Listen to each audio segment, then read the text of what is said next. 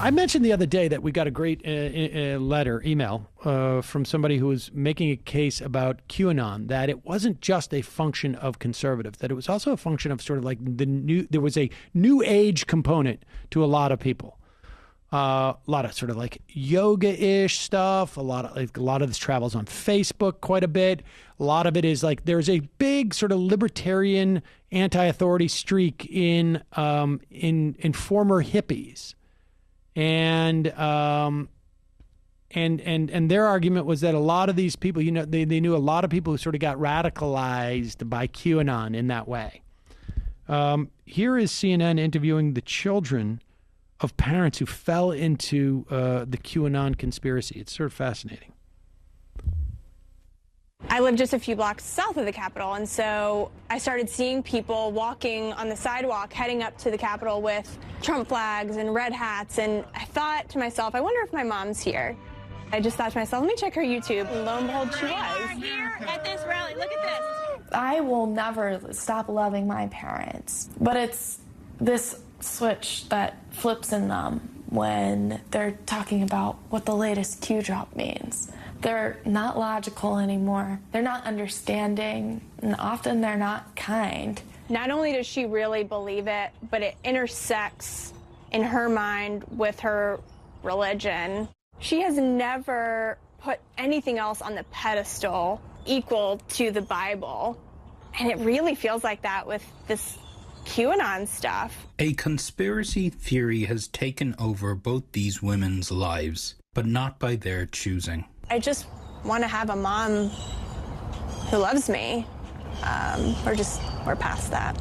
They say their parents have been sucked into QAnon.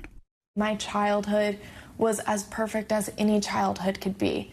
In the recent year, 2 years, where this has become so much stronger within them, they've become completely different people. This woman is still desperately trying to save her relationship with her parents. It's why we've agreed to hide her identity. How did this all start with your parents? All through growing up, it was constantly, oh my gosh, like the Clintons, oh my gosh, the Illuminati, things like that. But it all started really in the 2016 election cycle. Hillary Clinton and all of the Democrats are pedophilic and cannibalistic people that are trying to control the world. Things definitely heightened when I got to college. They would background search my professors. Hey, your professor, yeah, like they're a registered Democrat. She knows my wife is a Capitol Police officer. When she did that, that said everything to me. That she was willing to put my wife's life in danger. And if she had called me up or texted me later that day or the next day and said, hey, listen, I was at this rally, it got way out of hand, I'm really sorry, how are you guys?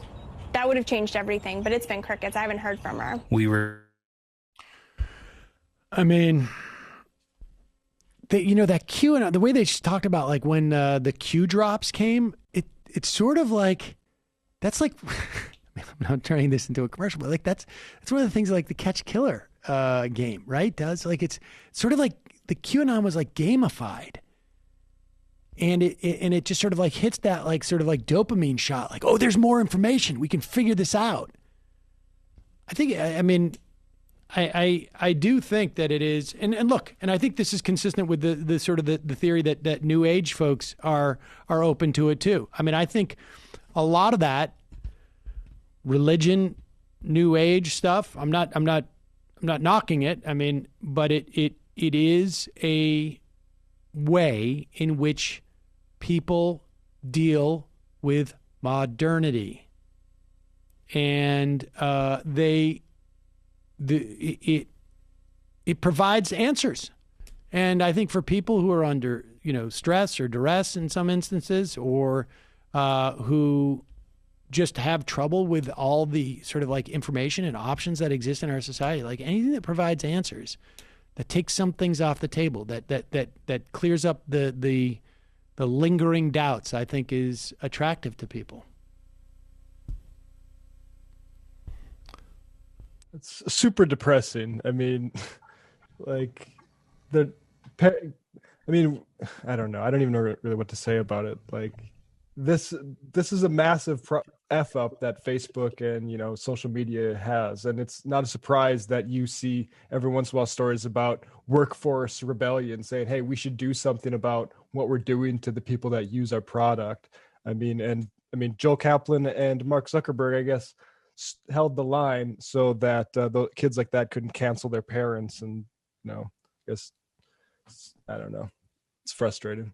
Yeah, it's amazing. I mean, that these social media is like I mean, it really is sort of like I think the analogy here is that it's like a main line. It's like literally like we're just going to put this right into your veins.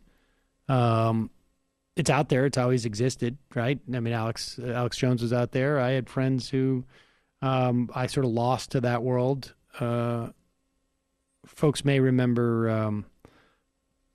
a buddy of mine who I used to reference more than I do now. I haven't talked to him in years. Who actually came on the radio show, and he came on and said, you know, Dick Cheney is a changeling. He is a lizard person. He was talking about David Icke's, and it was sort of half a joke. And then over time, it became real. It was really messed up. The last I heard, he got kicked out of his co-op supermarket for saying inappropriate things. I'm not going to go into that.